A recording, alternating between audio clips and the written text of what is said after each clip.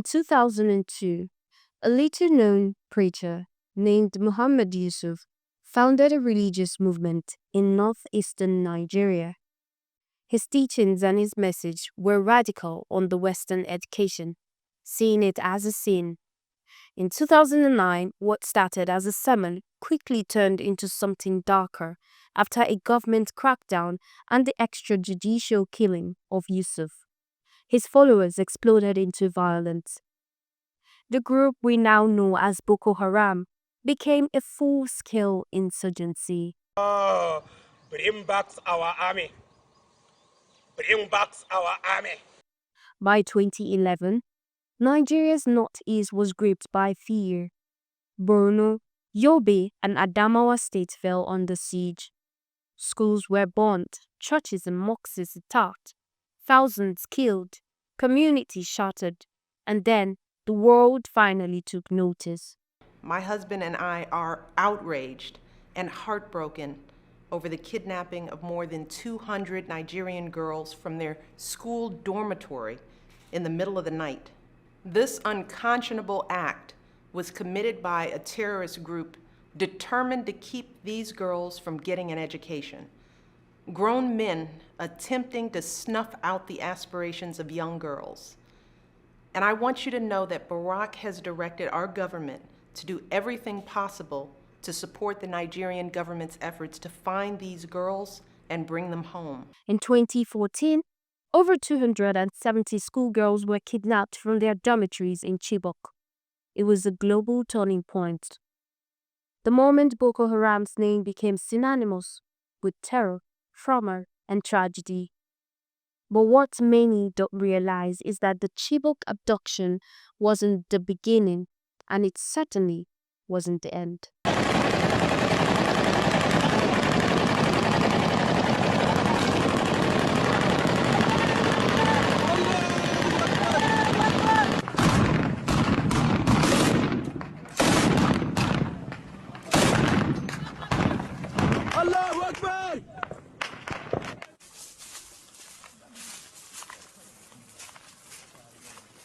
Currently in Nigeria, factions of terrorist groups have evolved. From ISWAP, the Islamic State West African province, loyal to ISIS, brutal in tactics and strategically organized. Others followed, like Lakurawa, Mahmuda, and even networks that quietly merged into other arms groups across the country. Some aligning with separatist movements, others operating as bandits, herdsmen, and unknown gunmen. Today, terrorism in Nigeria is no longer a Boko Haram problem. It's a complex crisis. A web of insurgency, banditry, religious extremism, ethnic militancy, and criminal enterprise. It spreads from the northeast to the northwest, down to the middle belt, and even the southeast, and caught in the middle are the youth. The youth are susceptible to terrorism recruitment as a result of multiple social, economic, and psychological factors. Terrorism is like Abacha pronounced, any terrorism that lasts for more than 24 hours, that there is government hand inside. And true, I think that the government are not ready to fight terrorism. Terrorism is something that will not be using left hand to pursue and bringing them with right hand. So me, I see that government need to be very deep involved if they want to tackle the issue of terrorism, because I believe there are informants inside. There are those government officials inside the terrorism. That's why you can see anytime, any day, they will say they have conquered terrorism. Tomorrow they will resurface in another side. So that is what I think. Government should really wake up, because this terrorism is not a one thing, because one day it will consume the whole nation. As it starts gradually now, we are seeing it as if maybe it's something that we are playing politics over it. But times will come that even them, they cannot be able to sit on their assembly to discuss this. So I just wish that the government will realize and come back to their right senses to tackle the issue of terrorism. Why is it that it's youths that are being used for terrorism most time? I think majorly because they have the strength, majorly strength, and most of them are not financially stable. So, of course, when you suggest to a youth that you want him to partake in something criminal, he has high tendency of saying yes because of course, it has to do with funds. So, you don't want to blame an average youth that is broke. Should I use that word, broke, and maybe wants to make money. You don't want to blame them for partaking in terrorism, although it's very bad, but some of them find solace in that. People in power, they are using the youth to carry out their terrorism acts, basically because of unemployment. The youth are mostly used because of the current hardship we are facing in this country right now. You can see now, even to eat a 2 square meal is a big problem in this country, Nigeria, as for now. That is why so many of them are looking for one way or the other that may put bread on their table. They are still young, are still energetic, so they still have strength to do lots of things, like ideas and everything. They use most of the young ones because they know that at least they do more than the old ones because they are already feebled and they are no strength anymore than the young ones. That's why, like me, I hate fights. So when I go to school and I see they are picking a knife, stabbing people, I feel really scared. And that's how some children feel as well. So going to school, you go to school, no safe mind that you are in a safe place. So I don't pray for bad thing, but I'm just, with the way it's going, I'm sure it's going to get worse and worse every day. So what we need to do as Nigerians is to just stay safe. Poverty and unemployment drive young people to a terrorist group that offer financial support, food and shelter, particularly in areas where government presence is weak or lacking.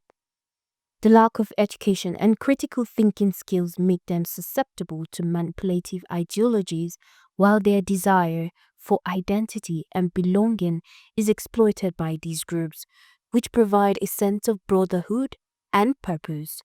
Additionally, feelings of anger and a desire for revenge, especially in the wake of personal loss from violence, further contributes to youth joining these extremist organizations.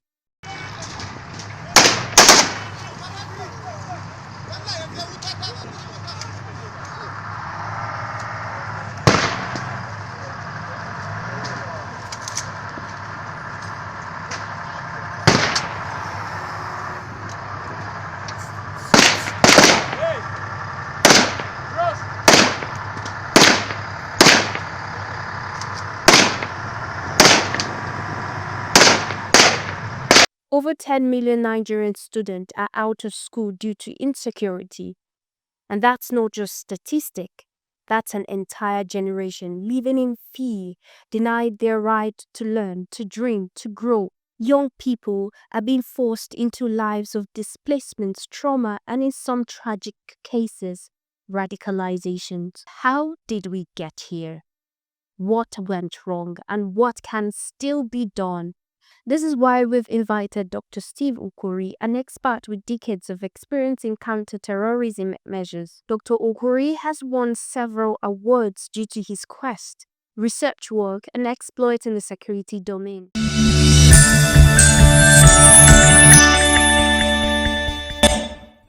Hello and welcome to 360 Youth Dialogue. Of course, like I always say, if it's concerning the youth, we are talking about it. We are dissecting it here in 360 Youth Dialogue, only on Third Eye Africa TV. And of course, today we are talking about a very challenging situation in Nigeria that has, it's not just affecting the nation, but it's now affecting the future of the youth. And I have here, like I said, a very seasoned, well-experienced expert in the security domain, Dr. Steve Okwori. Yes. I mean, I got the names. You're very welcome, sir. Yeah, thank you. All right, thank you. Let's, dive deep. But before we dive deep on this matter of terrorism and how it has affected not just Nigeria now, how it has affected the youth, I want us to take a step back. When did you first realize that terrorism, from your years of experience, when did you realize that terrorism is not just an isolated attack now,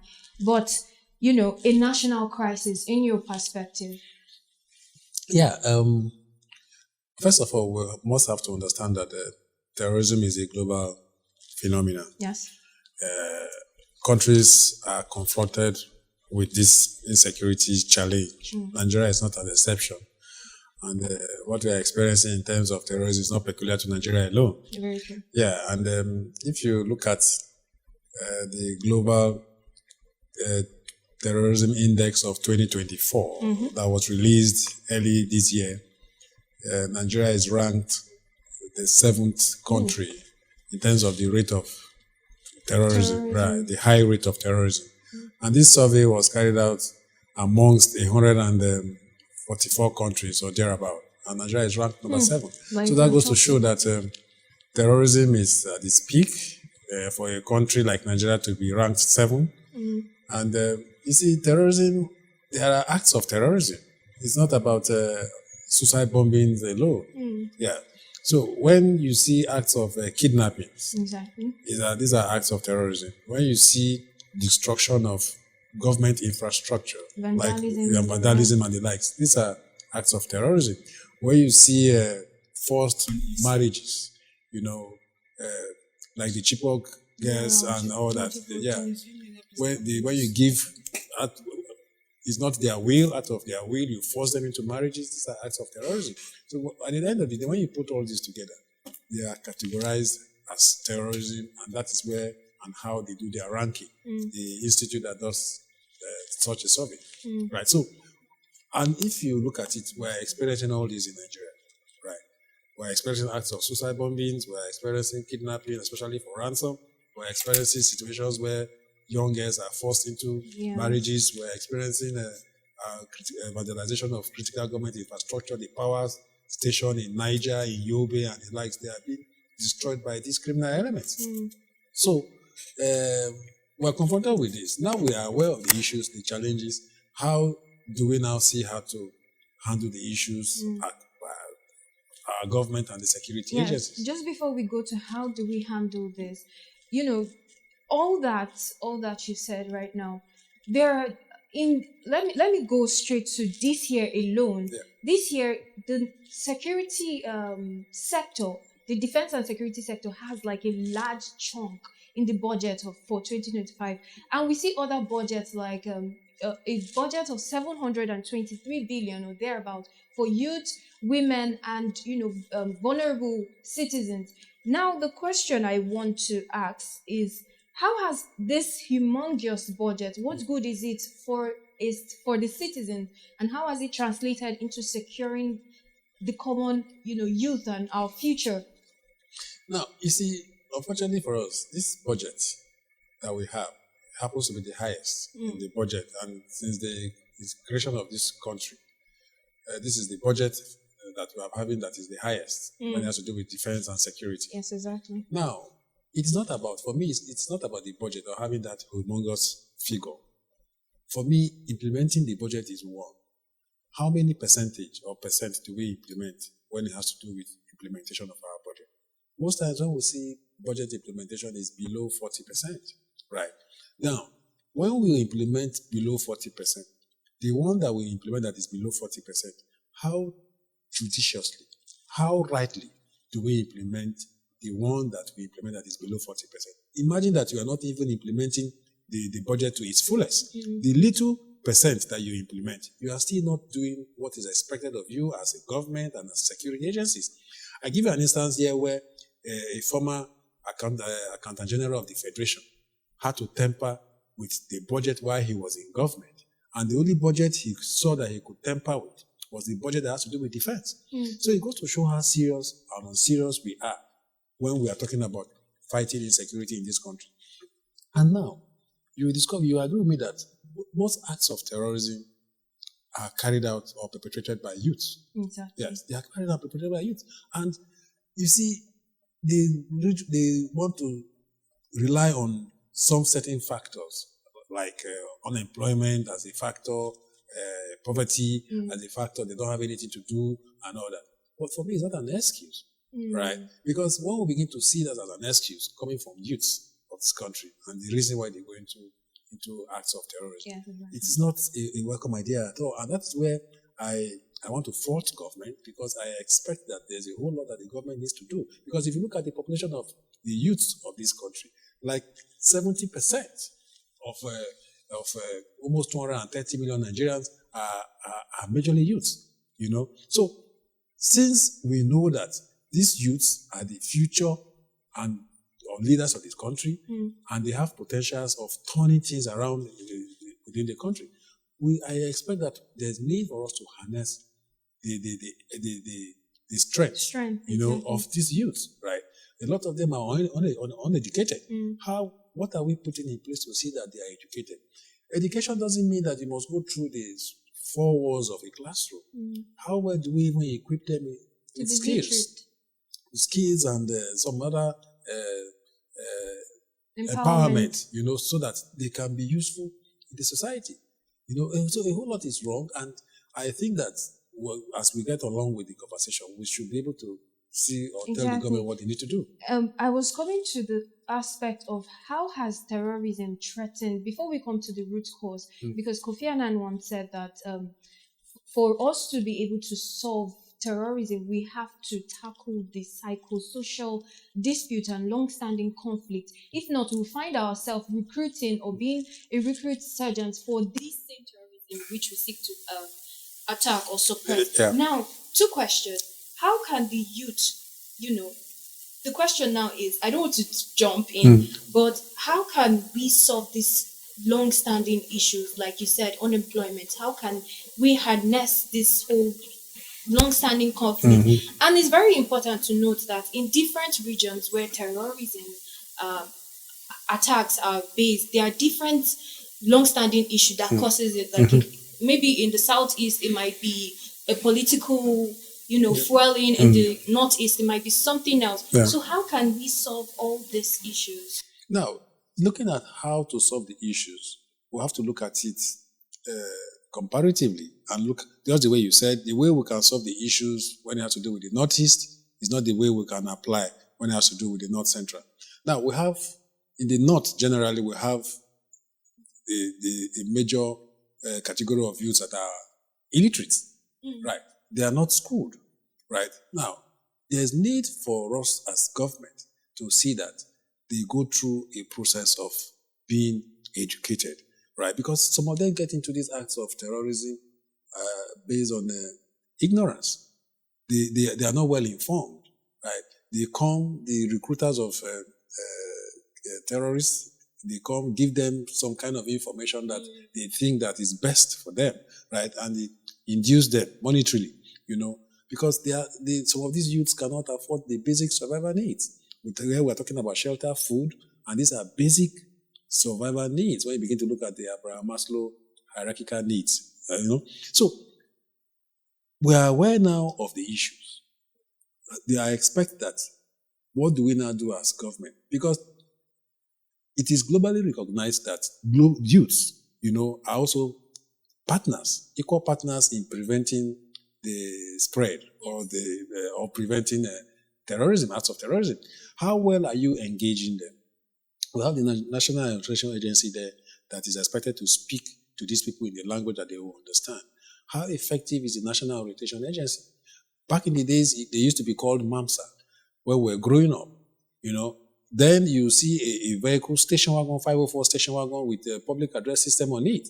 They speak in the language, the implication of indulging in acts of terrorism, the effects of it, what it will cost your community, the effects. Now, once they keep hearing this, right, it will make them change their mind. They will now know that what these terrorists are coming to tell them to bring them into their fold does not mean well for them.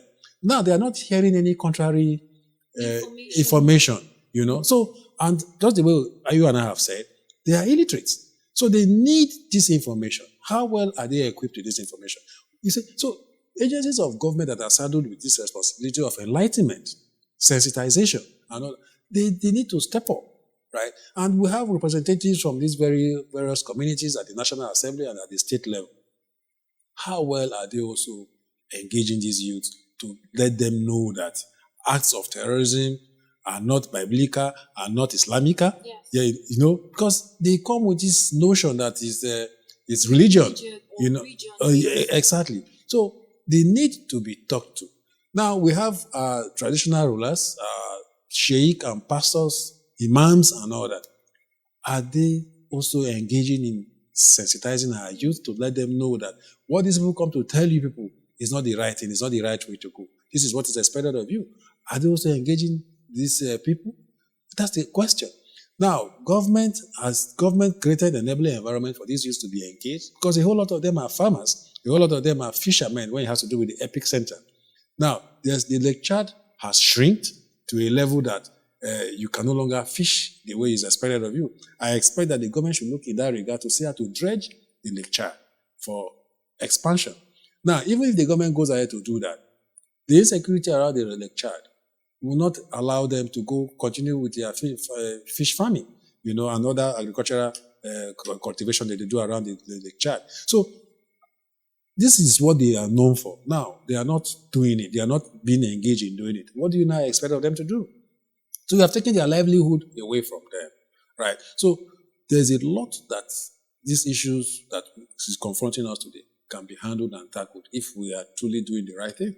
Very true. Just before we wrap up here, I would want you to say, you know, there are situations where the youth have, you know, take law into their hands with vigilante justice and the rest, like we heard in Edo State, where, you know, youth took justice into law, you know, attacking hunters, supposing them to be terrorists. Yes. Now, how can the youth be peace ambassadors and at the same time fight back using AI, using tools, using technology, using whatever means? How can they be peace ambassadors and at the same time fight back? Now, when we begin to look at these issues, that we're going to categorize the youths into different stage because they are the ones. We have the ones that are not enlightened, right? They are not informed. They are not well equipped. They are not. They don't have access to all these AIs and other means of sending the message, you know, to the other youth. But I want to believe that we have civil society organizations, we have some non-governmental organizations that we find in our various communities that can engage the services of these youth. Under those umbrellas, they can use the youth to be able to pass message to other youth out there. You know, the need to live in peace, the need to see that you don't engage in acts of criminality, the need to see that you see your brother as someone as you be your brother's keeper. They need to see something and say it at the end of it. And so I think that the proper way to go in addressing these issues bordering on youth's involvement in terrorism is that they need to be engaged, right? They need to be engaged in any manner at all that is positive, right? Because if you don't engage them, you begin to think of another alternative of living their lives. And of course, you know, these things come with abusing of drugs, peer pressure, you know, and the whole of gang involvement and all that. By the time we allow them get involved like that, this is what we will see. And another key thing that is missing is that it's parental guidance, right? That is also missing. How formerly or before now we used to see parents as role models. How many parents do we now see as role models to their children? You know, especially in the north, they give birth to these children. At the end of the day, they ask these children to go fend for themselves, you know, which is not acceptable, right? So parental guidance is very key. You know, there are ways that, because these youths have parents, they have mothers, they have fathers, they have brothers, and they come from a particular community. Community leaders also have roles to play, just the way I said, outside the traditional, outside the religious leaders, right? So it's all that put together. We expect a better good outcome. I mean, there's a lot to say, but due to time, I think we'll be calling it off right here. Terrorism has affected a lot of people in the country, and looking at over 10 million children drop out from school because of, you know, this terrorism attack. And it's a sad thing, but youth has a lot of what's it called? You have a lot to play, a lot of role to play when it comes to terrorism. It's not just for the government. It's not just for, you know, security agency. As a youth, you have a role to play. Thank you so much, Dr. Steve, for joining us here in 360 Youth Dialogue. It's always a pleasure to have you here on Third Eye Africa TV. Thank you. And to all our viewers, to all our viewers, thank you so much. Audience, thank you for watching. Only until I have to keep watching till I have. My name is